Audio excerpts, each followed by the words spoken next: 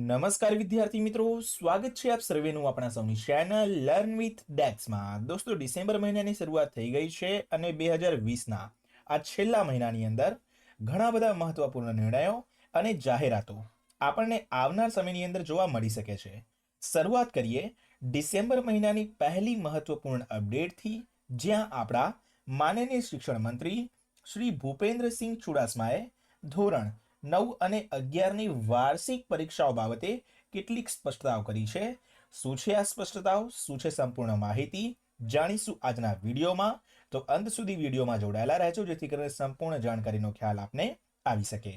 અને બીજું કે જો આપ આપણી ચેનલ ઉપર નવા છો, ચેનલને હજુ સુધી સબસ્ક્રાઇબ નથી કરી, તો નીચે આવેલા લાલ કલરના સબસ્ક્રાઇબ બટન દબાવીને ચેનલને સબસ્ક્રાઇબ કરી દો। બાજુમાં આવેલા બેલ આઇકનને ઓન કરી દો, જેથી કરીને આવનાર સમયની અંદર જેટલી પણ મહત્વપૂર્ણ અપડેટ્સના વિડીયોઝ છે તે સૌથી પહેલા આપને જોવા મળી શકે।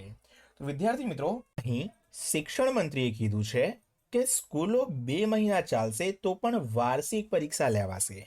હવે શું છે વાત 2 મહિના સ્કૂલો ખુલવાની અને વાર્ષિક પરીક્ષા લેવાની, તેની ચર્ચા જરા ડિટેલમાં કરીએ। તો અહીં કીધું છે કે સ્કૂલો 2 મહિના ચાલશે તો પણ વાર્ષિક પરીક્ષા લેવાશે, તેમ શિક્ષણ મંત્રી ભૂપેન્દ્રસિંહ ચુડાસમાએ જણાવ્યું હતું। તેમણે વધુમાં કહ્યું હતું કે રાજ્ય સરકાર દ્વારા પ્રાથમિક અને માધ્યમિક સ્કૂલોમાં પરીક્ષા લેવી નહીં તેવો કોઈ નિર્ણય લેવાયો નથી। દોસ્તો, મેં આ પહેલા પણ કીધું હતું કે પરીક્ષા નથી લેવાની એવો કોઈ પણ નિર્ણય હાલ સુધી રાજ્ય સરકાર દ્વારા લેવામાં આવ્યો નથી। હાલમાં વિદ્યાર્થીઓને ઓનલાઈન શિક્ષણ આપવાનું ચાલુ છે, તે યથાવત રહેશે, તેમ મંત્રી ચુડાસમાએ કહ્યું હતું। રાજ્યની પ્રાથમિક અને માધ્યમિક સ્કૂલોમાં અત્યારે ઓનલાઈન શિક્ષણ અપાય છે। હજુ સ્કૂલોમાં શિક્ષણ આપવાનું ક્યારે હાથ ધરાશે તે બાબતે રાજ્ય સરકારે કોઈ પ્રકારની વિચારણા પણ કરી નથી। તો અહીં કીધું છે કે ઓનલાઈન શિક્ષણ ચાલુ છે અને આગળ ક્યારે શિક્ષણ ચાલુ થશે આપણી શાળાઓમાં તે બાબતે કંઈ પણ કહેવામાં નથી આવ્યું, તેમ શિક્ષણ મંત્રી ભૂપેન્દ્રસિંહ ચુડાસમાએ જણાવ્યું હતું। તેમણે વધુમાં કહ્યું હતું કે સ્કૂલોમાં ધોરણ 10 અને ધોરણ 12ના વિદ્યાર્થીઓ સિવાય તમામ ધોરણના વિદ્યાર્થીઓની પરીક્ષા લેવાશે કે નહીં તે બાબત પાયાવિહોણી છે। રાજ્યનો શિક્ષણ વિભાગ 2 મહિના પણ શિક્ષણ આપશે તો પરીક્ષા લેશે। પરીક્ષા લેવી કે નહીં તે બાબતે હજુ સુધી કોઈ નિર્ણય લેવાયો નથી, તેમ ચુડાસમાએ અંતમાં કહ્યું હતું। તો દોસ્તો, હવે આજે તેમણે વાત કરી છે કે જો 2 મહિના પણ સ્કૂલો ચાલુ થાય તો તેઓ વાર્ષિક પરીક્ષાઓ લેશે। હવે આ વાર્ષિક પરીક્ષાઓ 1 થી 12 ધોરણ માટે કયા કયા ધોરણમાં લેવાશે? હવે 10 અને 12 માટે તો વાર્ષિક પરીક્ષાઓ ના હોય, તેના માટે બોર્ડની પરીક્ષાઓ લેવાશે, તે તો ચોક્કસ છે। અચ્છા, ધોરણ 1 થી 11ની વાર્ષિક પરીક્ષાઓ બાબતે થોડીક સંભાવના વ્યક્ત કરીએ તો દોસ્તો, એક વાત અહીં સમજો કે જો ફક્ત 2 મહિના માટે સ્કૂલો શરૂ થાય તો તમામ વિષયોનો કોર્સ પૂર્ણ થવો તે તો અશક્ય બાબત છે। તો એવી પરિસ્થિતિમાં 1 થી 8 ધોરણ માટે તો મહત્તમ શક્યતાઓ એવી રહેલી છે કે કદાચ તેમને માસ પ્રમોશન મળી શકે। અને માસ પ્રમોશન ધોરણ 1 થી 8ની અંદર કેમ મળી શકે છે તે બાબતે ચોખવટ કરતો વિડીયો આપણે અગાઉ બનાવેલ છે, જે ઉપર આઈ બટનમાં તમને મળી જશે।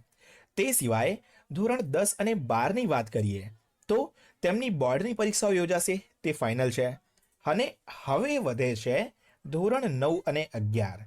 તો ધોરણ 9 અને 11 બાબતે પ્રશ્ન એ ઊભો થાય છે કે જો કોર્સ પૂરો ના થાય તેવી સિચ્યુએશનમાં તેમની કદાચ મુખ્ય 3 વિષયોની પરીક્ષા યોજાઈ શકે છે।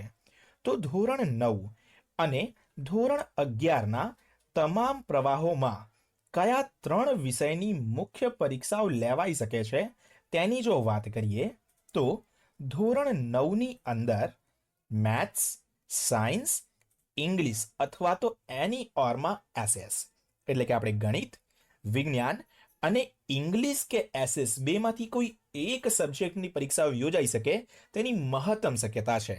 તો મુખ્ય 3 વિષયોમાં હવે બોર્ડના ઓફિશિયલ નોટિફિકેશનની અંદર આપણને ખબર પડશે કે શું તે લોકો ઇંગ્લિશનો સમાવેશ કરે છે કે પછી એસએસનો। તો આ વાત થઈ ધોરણ 9ની।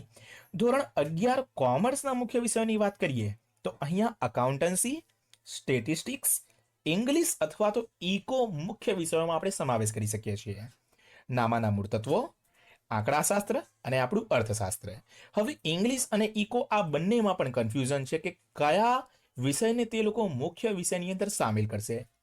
ધોરણ 11 આર્ટ્સની વાત કરીએ તો સાયકોલોજી એટલે કે મનોવિજ્ઞાન, ઇકોનોમિક્સ એટલે કે અર્થશાસ્ત્ર અને હિસ્ટ્રી એટલે કે ઇતિહાસ અને જીઓગ્રાફી એટલે કે ભૂગોળ. આમાં બંનેમાં તમે જે વિષય રાખેલો હશે તે વિષય ઇતિહાસ અને ભૂગોળમાંથી તમારી રીતે જે પણ વિષય તમે રાખેલો છે તો આ 3 વિષયો જે છે તે ધોરણ 11 આર્ટ્સના છે.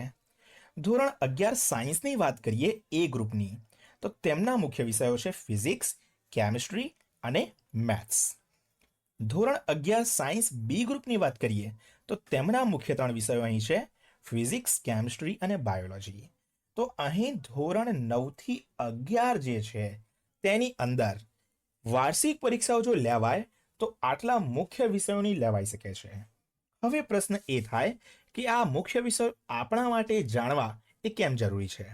તો દોસ્તો, તમે જો તૈયારી ચાલુ કરી છે પરીક્ષાઓની અથવા આવનાર સમયની અંદર તમે પરીક્ષાઓની તૈયારી ચાલુ કરવાના છો તો આ મુખ્ય વિષયોથી તમારું એક કામ એ થઈ જશે કે તમારે મેઇન ફોકસ આટલા વિષયોની અંદર જ રાખવાનો છે. હા, ધોરણ 9 અને ધોરણ 11 કોમર્સની અંદર જે કન્ફ્યુઝન છે તે બાબતે ઓફિશિયલ નોટિફિકેશન આપણને થોડાક સમયની અંદર કદાચ આવી શકે છે. ત્યાં બાબત સ્પષ્ટ થઈ જશે કે કયા વિષયને મુખ્ય વિષય તરીકે રાખવામાં આવે છે ધોરણ 9ની અંદર અને ધોરણ 11 કોમર્સની અંદર. ધોરણ 11 આર્ટ્સ અને બંને સાયન્સની અંદર તો ફિક્સ છે કે 3 વિષયો એ લોકોના આપેલા છે. તો દોસ્તો, આ હતી કેટલીક માહિતી જે મને લાગ્યું આપ સૌની જોડે શેર કરવું યોગ્ય છે. તો આ માહિતી મેં આપ સૌની જોડે શેર કરીએ. બસ, તો આજના વિડીયો માટે આટલું જ રાખીએ. આશા રાખું છું પેલ માહિતીમાં આપને ખ્યાલ આવી ગયો હશે, વિડીયો આપને પસંદ આવ્યો હશે. બસ, તો વિડીયો આપને પસંદ આવ્યો હોય તો લાઈક કરી દેજો, મિત્રો જોડે શેર કરી દેજો અને ચેનલને સબસ્ક્રાઇબ નથી કરી તો સબસ્ક્રાઇબ અચૂકથી કરજો. મળીએ દોસ્તો નેક્સ્ટ વિડીયોમાં એક નવી માહિતી સાથે. ત્યાર સુધી થેન્ક યુ સો મચ. જય હિન્દ, વંદે માતરમ.